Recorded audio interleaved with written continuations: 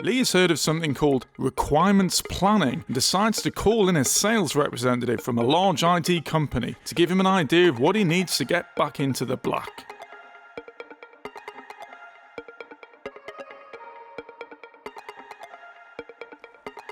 In comes the sales rep. A couple of minutes into the conversation, Lee's head is already overloaded with strange abbreviations and trendy buzzwords. Apparently there's a whole world of super important apps and systems he simply can't live without. It all sounds very expensive and complicated.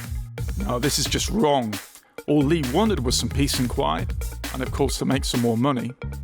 But wait, who's this? It's a sales representative from a company called Monitor ERP System.